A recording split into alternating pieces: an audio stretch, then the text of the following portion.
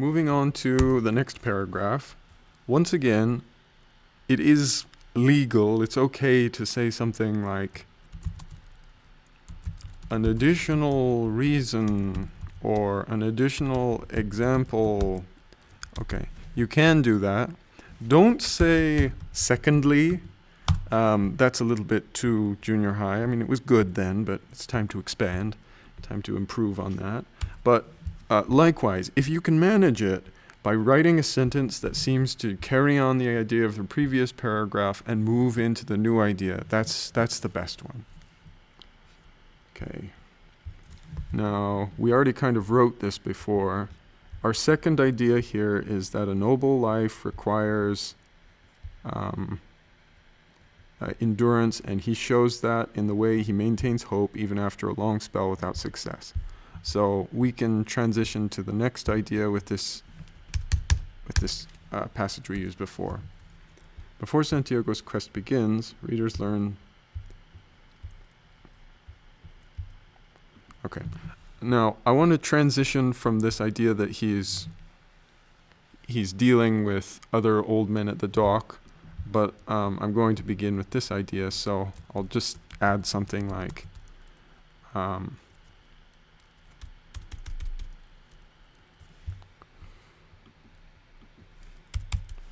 before Santiago even has the opportunity to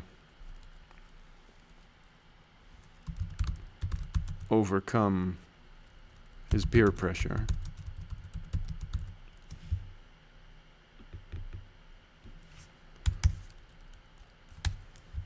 readers learn that he is Salau, and we'll use the quote from the book here.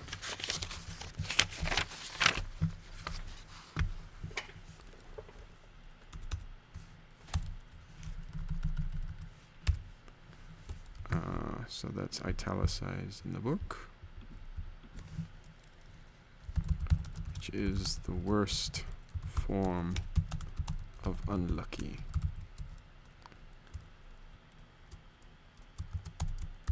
Okay, it's on page 9. And let's add something to that. Indeed,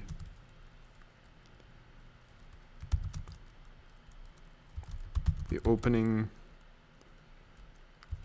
sentence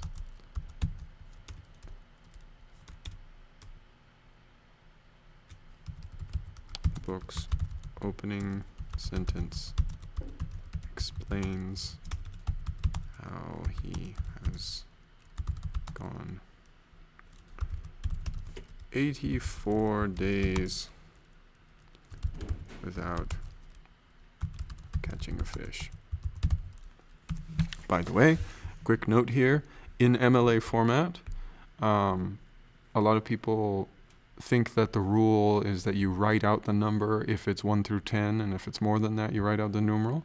The rule is actually that if you can write the number in 1 or 2 words, then you write out the word, and if it's 3 or more words, then you write out the numerals. So this would be 84 spelled out like this, but if it were 103 or something, then you would just write 103, but that's not the case.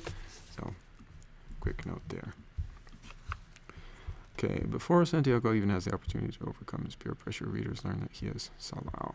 Okay, so yes, before this thing that we just talked about, a dependent clause or a prepositional phrase mentioning what we just discussed, then introduction of the idea. Now, I haven't really introduced my topic sentence yet. I'm still sort of setting up for it.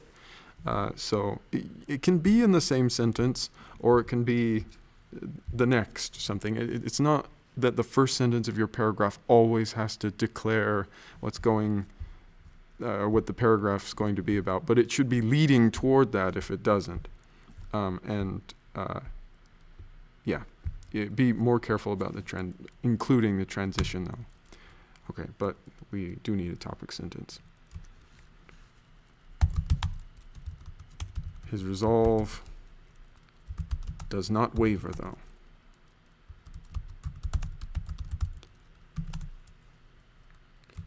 In fact, he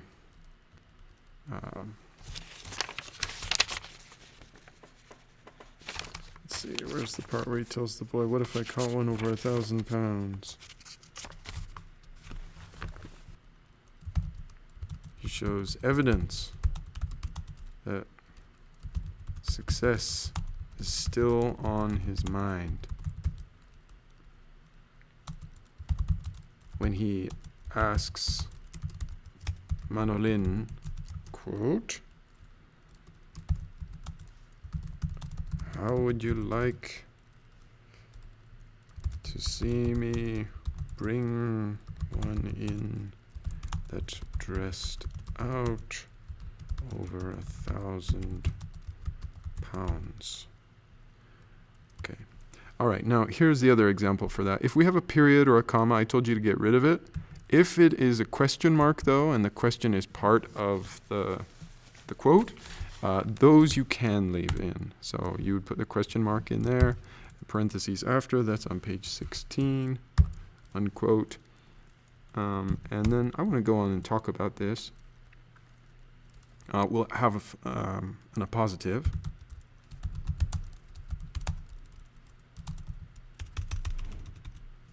Something a hopeless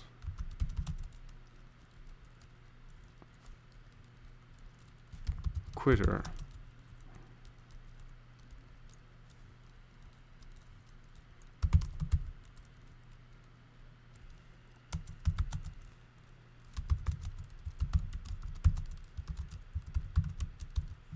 Okay. All right, so introduce the quote, provide a quote, talk about it. And then, just like in the previous paragraph, I'll go on and write other sentences that describe how this is valuable in the story for showing that a good life requires endurance. Okay, so that should take you to what I want you to accomplish today.